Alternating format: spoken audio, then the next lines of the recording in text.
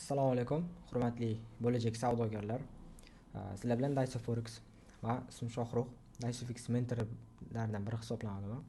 Xudolar sizlarga bugun birinchi darsimiz, ya'ni tradingga kirish, kelajak sohasi degan mavzuni sizlar bilan juda chiroyli darajada, juda kerakli darajada ma'lumot olib, darsni boshlaymiz unda. Qani ketdik. Bugun sizlar bilan mana shu mavzularni ko'rib chiqamiz. Ya'ni bu yerda общий hisobda 9 ta mavzu bor. E'tibor beringlar. Trading bu nima? Nimaga trading to'laqonli kasb hisoblanishi, traderlar kimligi, bitimlar qanaqa amalga oshirishi, brokerlar kimligi, trading tizimi qanaqa ishlashi haqida, nechta birja mavjudligi haqida, nega forex eng yirik bozorligi, hech qanaqa birja emasligi haqida, forexda kimlar ishtirok etishi haqida ko'rib chiqamiz va eng oxirida sizlar bilan yakuniy xulosa albatta obязательно bo'ladi. Ko'rasizlar, mavzular albatta juda ko'p. Men sizlarga bemalol ayta olaman o'zimda tajribamdan kelib chiqib. Bu mavzularni juda ko'pchilik inson boshqa qaysidir ma'noda traderlar bir haftalab, 2 haftalab, 4 ta, 5 ta, 10 talab mavzu bo'lib o'taveradi. Biz xudo xolasa bu ma'lumotlarni sizlarga bitta darsda o'tib beramiz. Nima uchun? Chunki eng kerakligisini, eng ma'lumot ko'plarini men sizlarga xudo xolasa tushuntirib beraman. Ko'p vaqtingizni olmayman, davom etamiz. Trading bu nima? Tradingni ko'pchilik Instagramdan, YouTubedan ko'rib, tradingni qanaqa tushunishadi? Mishkani knopkasini bitta bosasiz, chaq etib pul tushadi. Yana bitta bosasiz, yana pul tushadi. Bo'ldi, maza. Yoki bugun trade qildi, deb pul tashadi, trade qildi, bir kun ichida uy oldi. Trade qildi, bir kun ichida mashina oldi. Bu 99% vaziyatda yolg'on informatsiya, yolg'on ma'lumot, sizni jalb qilish, sizni chaqirish, o'zini kursiga yozish, aynan mana shunaqa narsa. Trader hech qachon bir kunda nimadirga erishmaydi.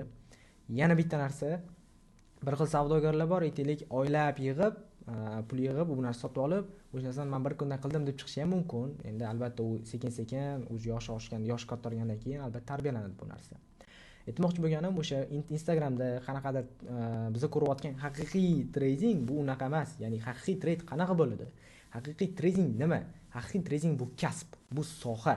O'sha bizning o'zimizdagi soha, hamma sohalar bor. Ustozlik sohasi, aytaylik, ustachilik sohasi bor, quruvchilik sohasi bor. Hamma kasblar qanaqa qiyin bo'ladi, qanaqa qiyinchilik, hamma narsa oddiy. O'zimizning kasb bilan trading ham kasb, trading ham soha. Prosta tradingning farqi onlayn, zamonaviy, kelajak sohalardan biri hisoblanadi. O'shaning uchun ham bu shu taraflama farqlanishi mumkin, lekin mehnati bilan, harakati bilan, qat'iyatlari bilan hech qanaqa farqlanmaydi bu. Boshqa sohalardan boshqa sohalardan hech qanaqa farqi yo'q. Hammasi bir xil.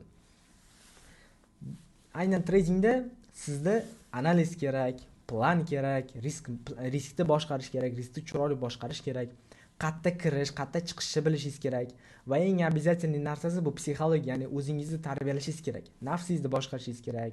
Aytaylik, yana 10 dollar topib qo'yi, yana 100 dollar ishlab qo'yi, yana 1000 dollar ishlab qo'yi degan xayollarni yo'qotib yuborish kerak.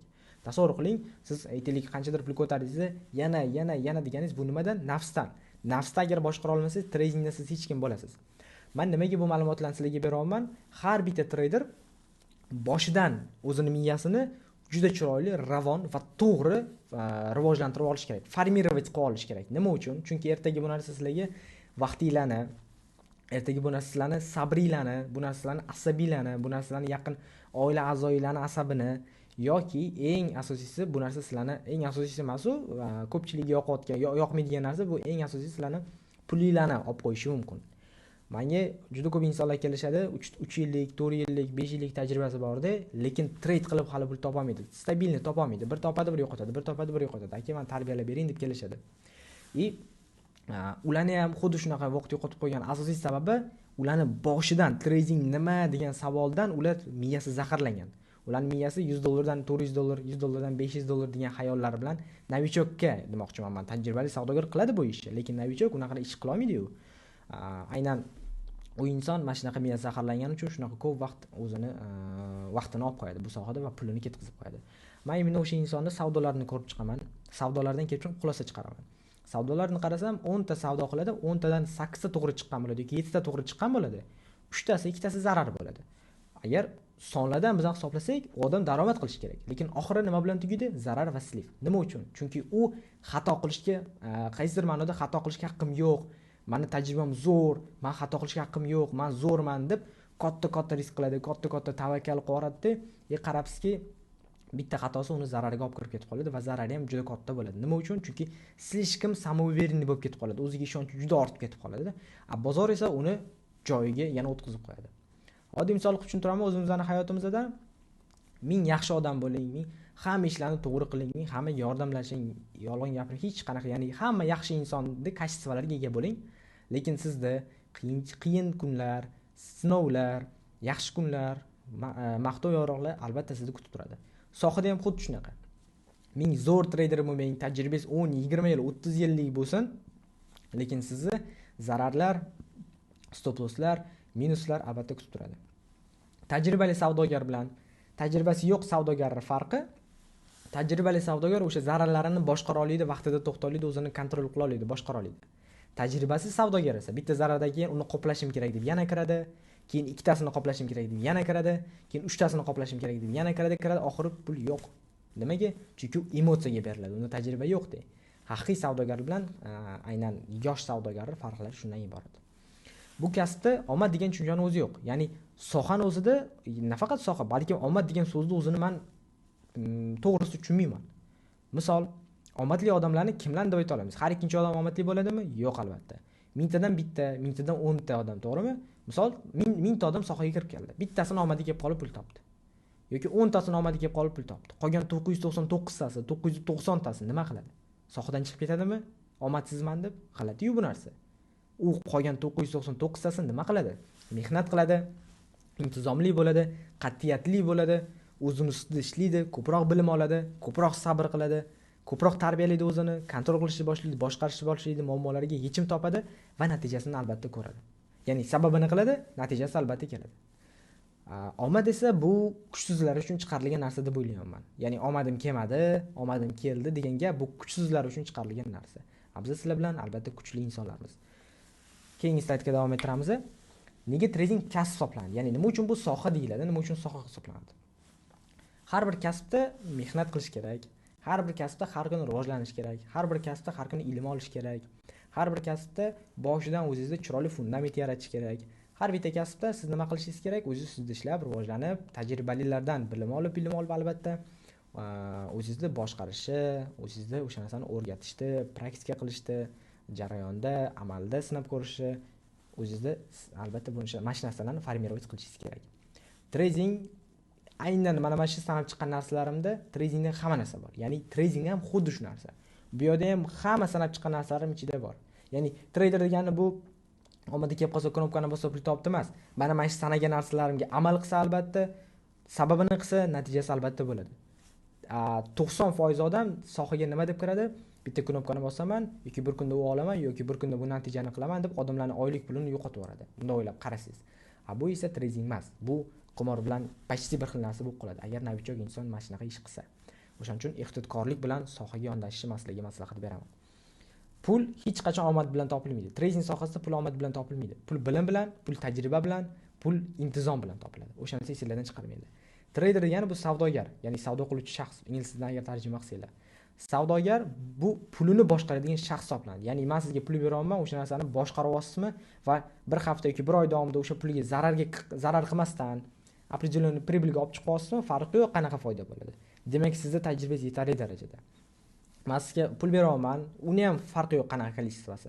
O'sha narsani siz bir oyga ham yoki bir oy emas, bir haftaga ham, bir kunga ham olib bormayapsizmi? Demak, sizda treyderlik kачестволар yo'q. Shu orqali o'zingizlarni sinab ko'rishingiz mumkin bo'ladi. Tushunarli? Demak, kasb haqida, trade haqida, trade uchun kasb haqida men sizlarga to'liq tushunchani berdim. Keyingi slaydga o'tamiz. Treyderlar kimlar bo'ladi? Men asosiy treyderlarning turlarini bu yerda yozib chiqdim. Ya'ni treyderlarning turlari: retail trader, institutionallar, algoritmiklar.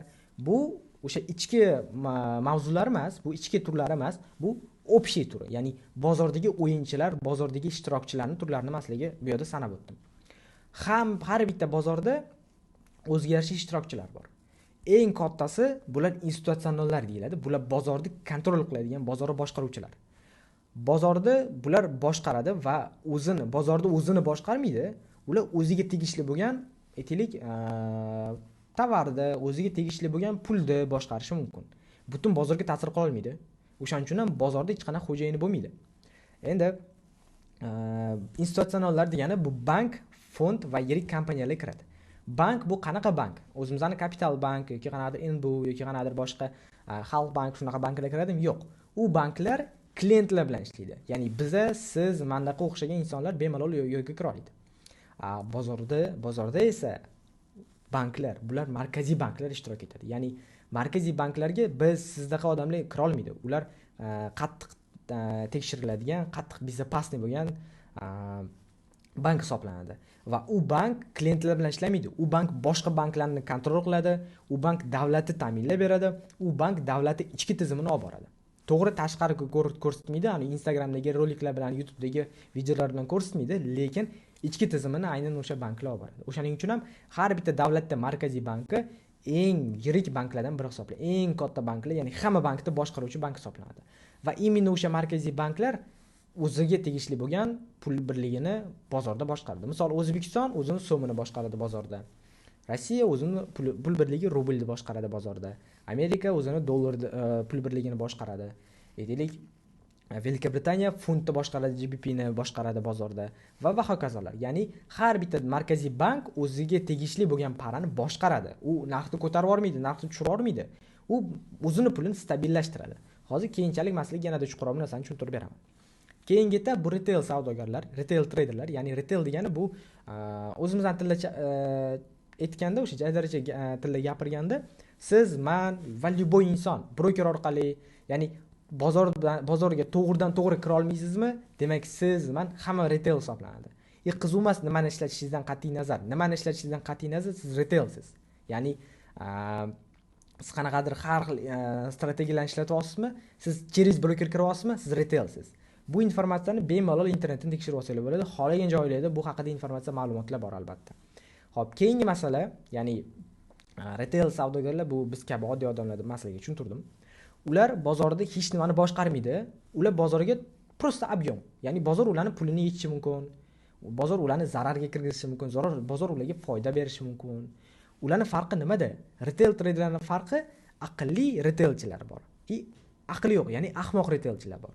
Ahmoq retaillar, ularning aqli yo'q, ular shoshadi, ularda nafs, ularda emotsiyalarni boshqara olmaydi, o'zini kontrol qila olmaydi va qarabsizki, ular faqat zarar qiladi.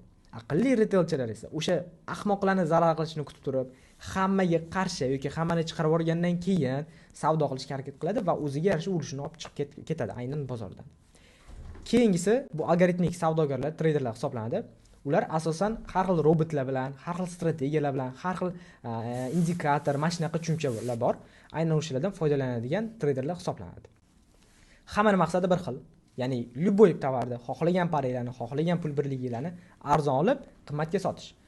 Arzonroq oladi qachondir narx tushganda va narx ko'tarilgandan keyin sotish. Yoki nabarot, narx ko'tarilganda sotib olishadi va narx tushgandan keyin sotib olishadi. Aynan shu logika bilan hammasi ishlaydi. Faqat bank emas, ya'ni sentral banklarning vazifasi sotib olish emas. Ularning vazifasi faqat va faqat o'zini pulini stabillashtirish, o'zini pulini boshqarish. Tushunarli? Ya'ni narx mabodo keskin tushib ketib qolsa, ko'tarib qo'yadi, mana bunaqa qilib, keskin ko'tarilib ketib qolsa, unda joyiga tushirib qo'yadi. Aynan markaziy banklarning vazifasi shundan iborat. Kelinglar keyingi slaydga o'tamiz.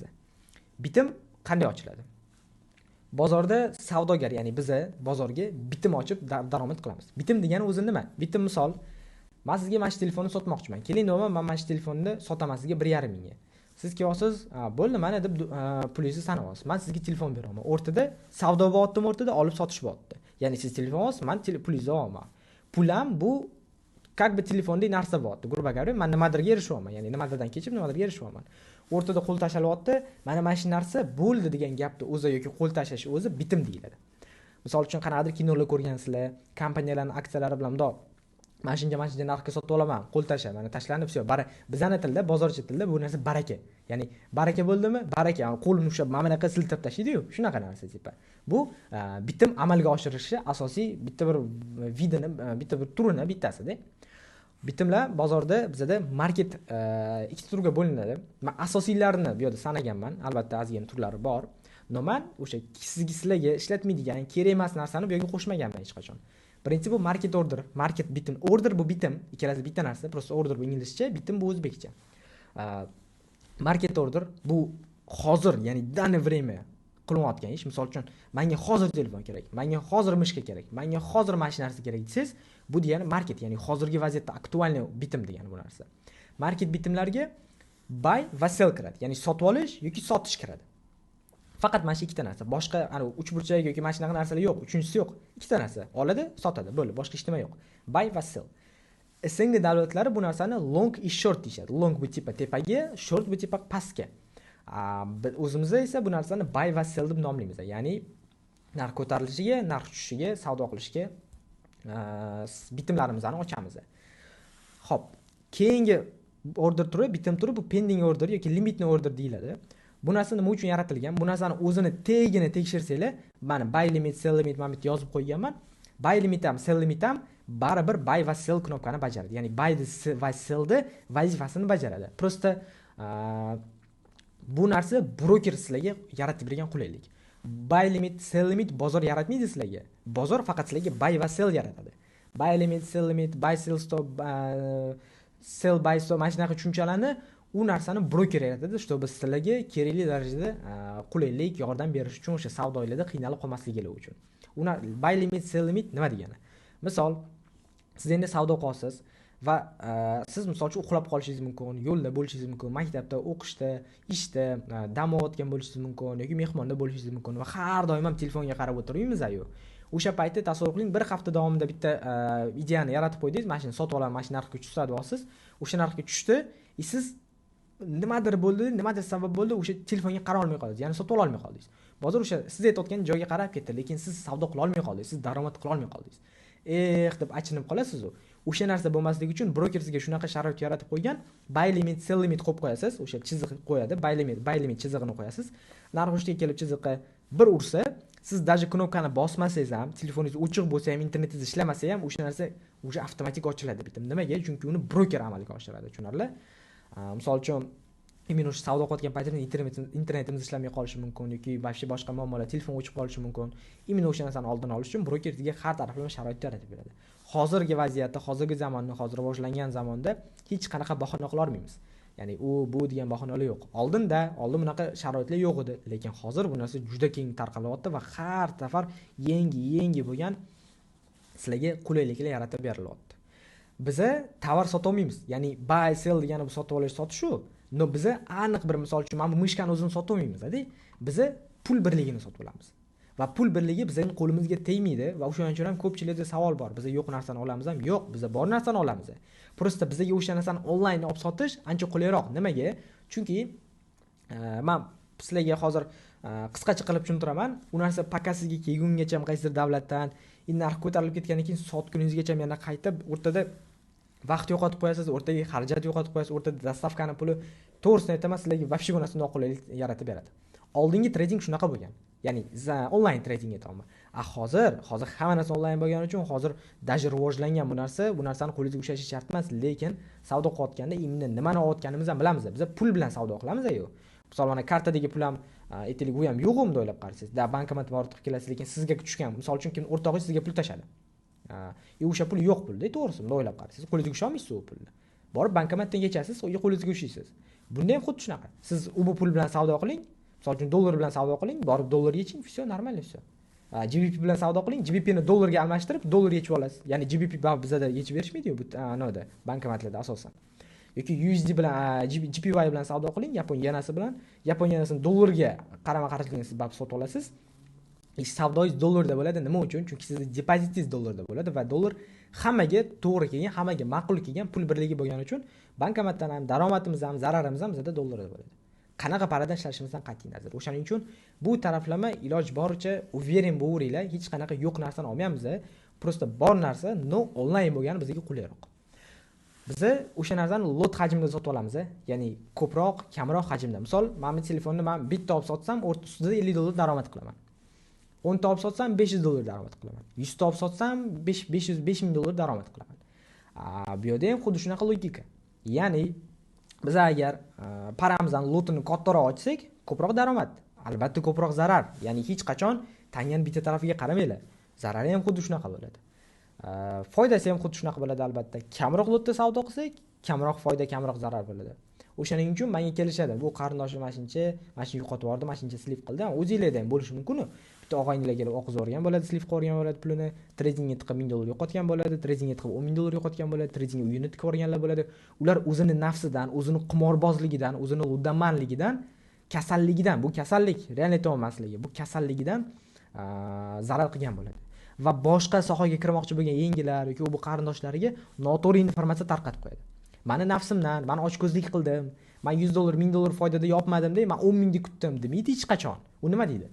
Trading yomon, trading qimor, trading harom. Agar u pul topganda edi, naborot bo'lardi hamma narsa. Ya'ni to'g'ri ekan, zo'r ekan, trading вообще zo'r ekan deydi. Odamlar вообще g'alati. Foyda olsa u narsa to'g'ri, zarar qilsa u narsa noto'g'ri. Logично o'ylasak bu narsa g'alati-yu. Biz faktlar bilan gaplashamiz. Men misol uchun hammasini sizlarga podrobni tushuntirib beraman bu yerda. Xo'p. Keyingi mavzuga o'tamiz. Shuningdek, savdolar bilan biz daromad qilishimizni. Endi kim orqali biz daromad qilamiz? Biz bozorda brokerlar orqali daromad qilamiz. Ya'ni biz brokerlar bilan o'rtada turadigan shaxs, qaysidir ma'noda dallol, shaxs yoki kompaniya, dallol. Misol, o'zimizning tilda, xalq tilida tushuntirganda men bu narsani makler deb nomlagan bo'lardim. Ya'ni makler ham aytaylik, sizga uy kerak yoki sizga mashina kerak. Siz o'sha mashinani to'g'ridan-to'g'ri egasi bilan gaplasha olmaysiz. Nimaga? Chunki tanishingiz bo'lmasa gaplasha olmaysiz. To'g'ridan-to'g'ri uyda egasi bilan gaplasha olmaysiz. Tanishingiz bo'lmasa agar. Ularga ham ancha безопасный makler o'rtada turishi nimaga?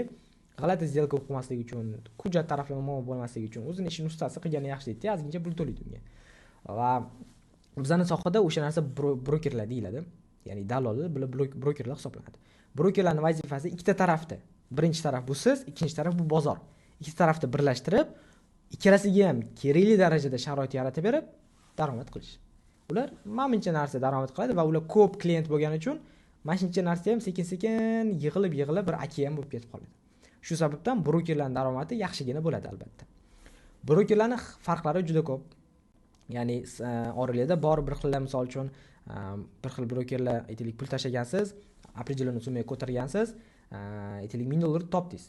Menga $500 tashlaysiz, sizga $1000 qaytarib beraman degan brokerlar ham bo'lgani oralarda, to'g'rimi? Bash narsalardan uzoqlashish, mashlardan chetlashish uchun imенно mana shu ma'lumotlarim eng foydali hisoblanadi. Brokerlarning turlari bor. Bu yerda men eng asosiyisini olganman. Birinchisi bu real broker, haqiqiy broker. Bularning vazifasi bozorda haqiqiy bozor bilan traderni ulab beradi. Va ular 3 ta narsadan daromad qiladi. Birinchisi bu spread, ikkinchisi bu swap, uchinchisi bu komissiya. Mana shu 3 ta narsadan boshqasida daromad qilmaydi.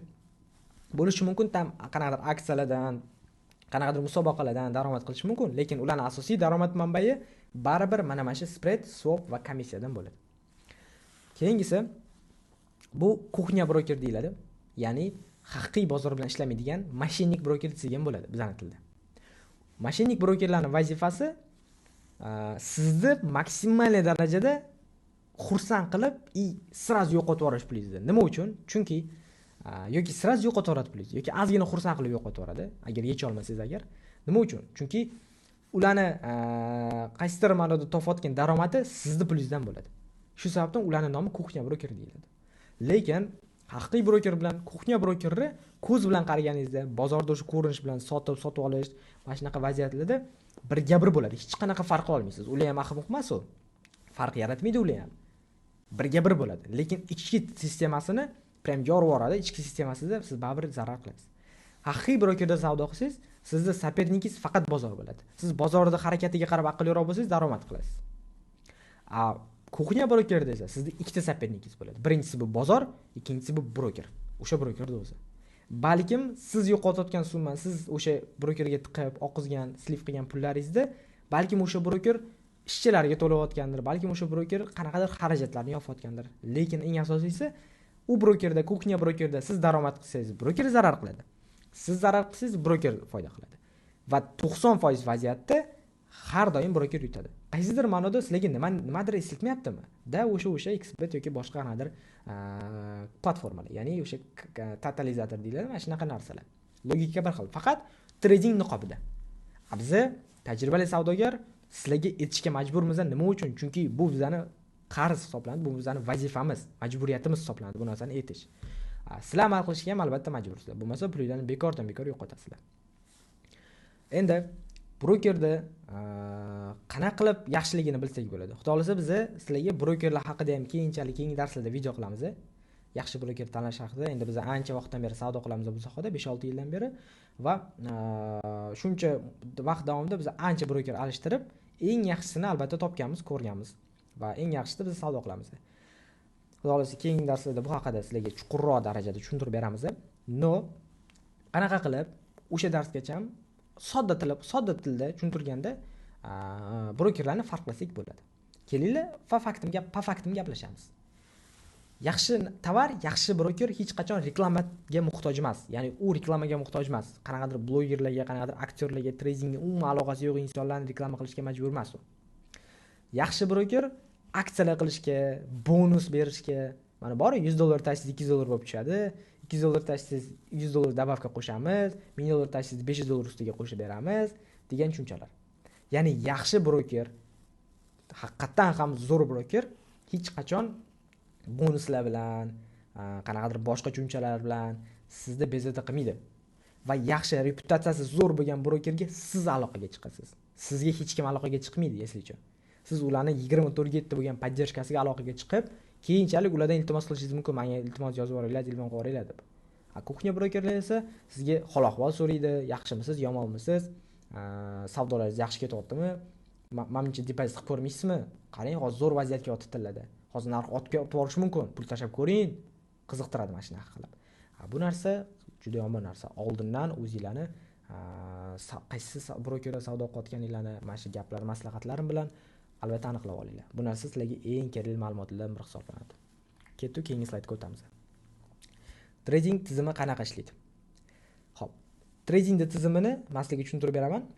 Ya'ni men boya sizlarga order turlari, bitim turlarini tushuntirib berdim. Knopkani bosasiz, bozorga o'tadi o'sha anular, bitimlar va o'sha bitimlar qanaqa qilib bozorga chiqadi? O'zi sistemasi qanaqa bu narsani? Sizlar men sizlarga bu yerda qisqacha qilib tushuntirib berganman. Trader buy yoki sell knopkani bosgan payti, o'sha knopkani bosgan payti o'sha order borib brokerga tushadi. Brokerga avtomatik tushadi. Broker avtomatik bu narsani, nima desam, bot bilan avtomatik hech qanaqa zadержкасiz bozorga olib chiqib beradi. Ya'ni hech qanaqa kechikishsiz. Endi bo'lishi mumkin juda redki holatda va reputatsiyasi yaxshi bo'lgan, tajribasi juda katta bo'lgan broker hech qachon unaqa ish qilmaydi. Trader bitim ochadi, brokerga o'tadi, broker bozorga olib chiqadi. Bitimini yopsa ham, bitimiga stop qo'ysa ham, bitimiga zarariga cheklash qo'ysa ham, foydasini cheklasa ham, bitimni qanaqadir qilib yarmini yopib, yarmini qoldirsa ham, hamma pozitsiya, hamma bo'layotgan proseslar brokerga o'tadi va broker bozorga olib chiqadi. Именно o'sha narsani qilgani uchun broker ham tekinga ishlamaydi sizlarga. O'sha masalaga o'sha sanagan 3 ta narsadan daromad qilishadi brokerlar. Bu haqiqiy bozor tizimi hisoblanadi. Ketdi. Endi tushundik uni brokerlar haqida, kimlar olib chiqish haqida. Endi o'sha qatga olib chiqishi, ya'ni o'sha birja, bozor haqida gaplashamiz. Nechta birja mavjud? Birinchisi, eng asosiysi Forex. Forex bu foreign exchange. Internetda qidirsanglar bo'ladi bu narsani. Bu xalqaro ayirboshlash degan bozor. Bu bozor hech qanaqa birja emas. Nima uchun? Bozorning birja bilan nima farqi bor? Birjani aniq bir lokatsiyasi, xo'jayini, davlati, yuridik adresi bo'ladi. Bozorda esa unaqa narsa yo'q. Ya'ni Forex bozorida hech qanaqa xo'jayin yo'q, hech qanaqa davlati yo'q, hech qanaqa aytaylik lokatsiyasi yo'q, hech qanaqa kimdir yaratmagan bu narsani. Bu davlatlar orqali tuzilgan qaysidir ma'noda ichki tizim. Ya'ni hamma davlatlar, dunyo yer sharidagi hamma davlatlarni birga kelishib tuzishgan tizim hisoblanadi. Ichki sistema hisoblanadi. U narsa ko'zga ko'rinmaydi. U narsa aniq ofisini ko'ra olmaysiz, lekin imенно o'sha narsa butun dunyoni boshqaradi, butun davlatlarni kontrol qiladi va biz sizdaqa insonlarni ta'minlab beradi. Qaysi ma'noda? Tipa o'sha pulni bemalol ishlatishimizni, telefonlardan, internetdan to'g'ri foydalanishimizni aynan mana shu bozor orqali ta'minlanadi. Xo'p. Endi bu bozor haqida yana keyinroq gaplashamiz. Keyingi bozor bu fond birjasi. Bu o'sha birjada bunda lokatsiya bor, bunda xo'jayin bor, bunda davlati bor. Bu asosan aksiyalar, obligatsiyalar va qimmatli qog'ozlar bilan savdo qilinadigan bozor hisoblanadi. Fond birjasi asosan 60 ta, 70 ta yirik birjalarga bo'linadi. Ya'ni fond birjasi. Ular har xil davlatda bo'ladi va ularning kapitali har xil. Misol uchun $1 million boshlab, uje tepasi. Bu yerda men yiriklari haqida hisoblaganman. yiriklari esa balkim 1 milliarddan boshlanadi. 1 milliarddan tepasi bo'lishi mumkin. O'shaning uchun fond birjasi bu hamma aksiyalar bilan olib sotiladigan aynan birja hisoblanadi. Aksiyalar degani bizlar nimani tushunishimizni ko'pchilik bilsa kerak. Bilmaganlar uchun bu Tesla'ning aksiyasi, Nvidia'ning aksiyasi, Microsoft aksiyasi, Apple'ning aksiyasi, Amazon'ning aksiyasi, Coca-Cola'ning aksiyasi, Pepsi'ning aksiyasi, hamma o'sha katta yirik kompaniyalarning aksiyasi bor. O'sha aksiyalarni olib sotish hamma protsessda o'sha sizlarga yordam beradigan narsa bu platforma, bu aynan fond birjasi hisoblanadi. Keyingisi o'tamiz, bu tovar birja. Bu ham ancha yirik birjalardan biri hisoblanadi. Tovar birjasiga nima olib sotiladi? Ularda asosan tilla, neft, bug'doy, mis va hokazo har xil tovarlar. Korobka, bu har xil tovarlar, to'g'risi. Va u esa 10 ta 20 ta asosiy katta tovar birjalaridan biri hisoblanadi. Ya'ni 10 ta 20 ta bor butun nima bo'yicha, dunyo bo'yicha. Eng asosiylari bu. Ichkilarida ko'proq, har bitta davlatda bor ichkilari juda ko'p, kichkinalari, lekin eng kattalari 10 ta 20 ta hisoblanadi. Keyingisi bu kripto birja, bu eng yosh birja turidan biri hisoblanadi va ularning devisi, ya'ni bizning tilda bu narsani o'zbek tilida qanaqa tushuntiradi men bilmayman. Adashmasam shu taxallusimi, shunaqa deb nomlaymiz. Bu kelajak puli. Ya'ni dunyoni mana shu oddiy nalichka yoki kartadagi оборотdagi pullar emasda, mana shu kriptovalyutalar bilan olib sotish egallab oladi degan o'sha motivda chiqqan birja hisoblanadi. Bu birja yosh birja, bu chiqqaniga unaqa boshqa birjalarga o'xshab 30, 40, 50, 60 yil bo'lmagan. Bu birja yaqinda 10-15 yil balkim chiqqandir. Bu birjada asosan coinlar, NFT, krossovka, adreslar, har xil kripto adreslar, kashlyok, mana shunaqa narsalar bilan sotiladi. Va albatta o'sha современный pul desiz ham bo'ladi bu narsani. Bu birjada 500 dan oshiq birja mavjud. Aynan kripto birjaning 500 dan ortiq birjasi mavjud butun dunyo bo'yicha, maydalardan tortib kattalarigacha, ya'ni polni ichida. O'shaning uchun ham bular 500 dan ko'proq. Demak, birjalarni tushundinglar. Biz esa eng asosiysi haqida gaplashamiz, bu forex. Nimaga forex eng yirik bozor hisoblanadi? Nima uchun buni eng yirik deymiz? Forex bozorida asosan aytmaslik valyuta sotilinadi, yevro, USD, JPY, GBP va har xil pullar, pul birliklari, AUD, CAD, mashnaqa, parallel, CHF. Endi nima uchun bu eng yirik hisoblanadi? Tasavvur qilinglar, forex bozorida kunlik oborotini emasligini tushuntirib beraman. Endi bu yillik emas, bu eski yillik, 24-25-yillik statistika bo'yicha men ayta olmasligim. Forex bozorida kuniga 7-8 trillion dollar aylangan. 7-8 trillion. Bu narsa internetda bemalol свободный доступda bor. Xuddi shu informatsiya 22 statistika, to есть 22-23-yilda 3-4 trillion bo'lgan. 2 barobar o'sish nima uchun? Chunki pulga ehtiyoj ko'p-da. Insoniyat rivojlanyapti, pulga ehtiyoj ko'payapti, odamlar ko'payishyapti. Shunga yarasha forexda oboroti ham ko'payadi. Demak, forexda ko'pchilik bor, ishlar yopilib ketib qolsa, bizning ishimiz yopilmaydi. Nima uchun? Chunki men shu savol berib ko'rganman. Ya'ni forex bozori 1 sekundga to'xtasa, nima bo'ladi dunyoda? В общем gapirilganda, dunyoda oxir zamon boshlanadi. Ya'ni nima uchun? Chunki bu finansiy krizis boshlanadi. Chunki bu butun dunyoni tizimini tuzib turgan bozor hisoblanadi.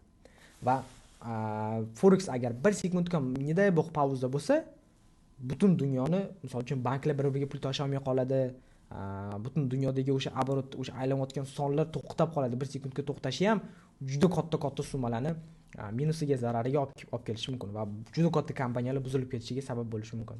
O'sha sababdan bu eng yirik bozorlardan biri hisoblanadi va bu prям haqiqatan ham bizning hayotimizga juda katta ta'sir qiladi. Endi forex bozorida maslaga aytdim, valyutalar sotilishini, oborotni tushuntirdim. Maslaga ma'lumot uchun o'sha oborotni просто так kattaligini, kunlik oborotini aytaman maslaga. Kattaligini tushunishingiz uchun bitta rasm ko'rsataman. Haqiqatan ham hayron qolasizlar. Balki bu kim ko'rgandir oranglarda, no, meni vazifam o'sha narsani yanada ko'rsatish. Mana bitta e'tibor beringlar. Bu rasm, men bitga qo'yib qo'yaman rasmni. Bu rasmda bitta pachka 100 dollarlik pul, ya'ni bitta pachkada 10 ming dollar pul bor, bilasizlar. Men bittagi bu 1 million dollar qanaqa ko'rinishda, odamning bo'yi bilan. Men bitta bu 100 million dollar, pachka odamning bo'yiga yaqinlashgan. Ammo bitta bu 1 milliard dollar. Bu odamni o'tib ketyapti. Ammo esa 1 trillion. Tasavvur qiling, mana bittagi kichkina narsani ko'ryaptim ko'zinglar. Endi o'sha narsa o'sha odam. 1 trillionga qaranglar, qanchalik katta. Va bu narsa bu bir kunlik oborot, ya'ni forex bozorining bir kunlik oboroti 7-8 trillion dollar. internetga qiziqib ko'ringlar, hamma yoqda bor bunaqa informatsiya. Qanaqasiga bu narsani yo'q deb hisoblaymiz haligacha? Rivojlanish kerak, harakat qilish kerak, zamonaviy kasb, zamonaviy sohalar. Demak, Forexda kimlar ishtirok etadi? Forexda asosiy ishtirokchilari bular eng asosiysidan boshlaymiz. Bu yerda biroz yozilgan. Hozir men paparyotga eng kattasidan pastiga tushamiz. Eng kattasi bular mana bu banklar va fondlar. Ya'ni asosiysi markaziy banklar. Mana bu pastdagisi markaziy banklar. Markaziy banklarning vazifasi ular eng katta ishtirokchi hisoblanadi. Ular kontrol qiladi va ularning vazifasini maslaga tushuntirdim. O'zini pul birligini boshqaradi. Narx ko'tarilib ketib qolsa tushirib qo'yadi, tushib ketib qolsa ko'tarib qo'yadi va iloji boricha harakat qiladi. O'zini pulini yo'qolib qolmasligiga, ya'ni o'zini pulini tizimdan chiqib ketib qolmasligiga ta'sir qiladi, harakat qiladi. Ulardan keyingi turadigan, etapda turadiganlar esa bular banklar va fondlar. Ya'ni bank, fondlar, bular juda katta summa oborot qilayotgan kompaniyalar, fondlar, fondoviy, aytaylik, hedge fondlar bo'lishi mumkin. Именно o'shalar juda katta fondlar bozorga ta'sir qiladi albatta va bular ikkinchi o'rinda turadi. Ular ta'sir qiladi определенный pulga, определенный muddat, ya'ni определенный vaqt. Va keyingi etapda bular market makerlar, bozorda yaratuvchilar, harakat yaratuvchi deymiz bu narsani. Va market makerlar ular katta puli bor, haqiqatan ham o'sha hedge fondda ishlayotgan, katta puli bor, 10 million, 10 milliard, 100 milliard yoki 100 million dollarlab sotib oladigan shaxslar yoki o'sha kompaniyalar hisoblanadi. Ular ta'sir qilishi mumkin, lekin определенный muddat, ya'ni puli yetgungacha. Misol, puli agar 5 minutga yetsa, o'sha 5 minutlik harakatni qaysidir ma'noda boshqaradi. Qolganiga o'sha puli yetmaydi ularni. Bozorda oborot o'tmasligi yetdimi? O'shaning uchun ular har doim bozorda o'tira olmaydi. Ularni o'tirish определенный bitta vaqtlari bor. Va eng pastdagilar eksport import kompaniyalari, ulardan pastroq, ya'ni o'sha valyuta almashtirish uchun bo'lgan kompaniyachilar. Ulardan ham pastroqda bular mana bu boya tushuntirgan narsam oddiy treyderlar, ya'ni retailchilar. Biza bozorga hech kimimiz bozor даже qumni zarrachasida ham narsa emasmiz-da bozor uchun. No, bozorda qaysidir ma'noda 1 million dollar olib chiqib ketsangiz ham bir kunda bozor даже u narsani sezmaydi ham, chunki oborotini o'zingizlar eshitdinglar. O'shaning uchun shashtilarni tushirmasdan savdogarlik sohasida bilasizlar o'zingizlar, pul patoloq bo'lmaydi hech qanaqa. Ya'ni eng kam pul, eng ko'p pul degan tushuncha yo'q. Tajribangizga yarasha yaxshi pul topasiz, tajribangiz bo'lmasa kamroq pul topasiz albatta. O'shaning uchun bemalol davom ettiravering. Va hozir sizlar bilan Forexda kimlar ishtirok etishi haqida sizlar bilan gaplashib oldik. Endi oxirida yakuniy xulosa. Biza qanaqa xulosa chiqarishimiz kerak aynan dars bo'yicha. Xo'p, dars bo'yicha biza hozir sizlar bilan ko'rib chiqdik, hamma narsa haqida chuqur ma'lumot oldik. Eng asosiysi trading bu pul boshqarish sohasi. Bunda mehnat kerak, bunda qat'iyat kerak, bunda harakat kerak, bunda polni juda qattiq harakatlar kerak. Bilim olish kerak, rivojlanish kerak va eng asosiysi tajribali, internetdagi tajribasi bor emas, haqiqiy hayotda tajribasi katta bo'lgan insondan bilim olish kerak bu sohada. Keyingisi sohada internetda qanaqadir publiklarda chiqayotgan bir kunda mana bunaqa, bir kunda unaqa yoki bitta knopkadan mana bunaqa pullar yog'ilishi, o'sha to'g'risi unaqa narsaga ishonmaganlar emasligi qattiq so'rab qolaman, maslahat beraman. Nimaga? Unaqa insonlarga ishonib, sizlar ham 3-4 yil vaqtinglarni ketkazishinglar mumkin. Qachondir agar bu sohada qolsanglar, baribir kelasizlar va men aytayotgan ma'lumotlarga amal qilasizlar. Endi o'sha narsani men bilib turibman, chunki men o'shanaqa qilganman-da, men o'zim mana shunaqa vaqtlarimni yo'qotganman. 2-3 yil vaqtimni bu sohada prosta tak yo'qotganman. Sizlar ham xuddi shunaqa ish qilmasligingiz uchun men sizlarga mana shu narsani maslahat beraman. Amal qilsanglar albatta foydali bo'ladi. Xo'p. Xudo xolasa mana darslarimiz davom etadi. Birinchi darsimizni ham boshlab oldik. Albatta ozgina kamchiliklari bo'lishi mumkin. No, bilasizlar, hech kim ideal emas. Darsimizda ham boshqa narsada ham ozgina kamchiliklar bo'lib turadi. No, to'xtab qolmasligiga biz va'da beramiz. Xolasa keyingi darslarda sizlar bilan ko'rishguncha xayr, charchamanglar. Dayso Forex sizlar bilan. Sog' bo'linglar.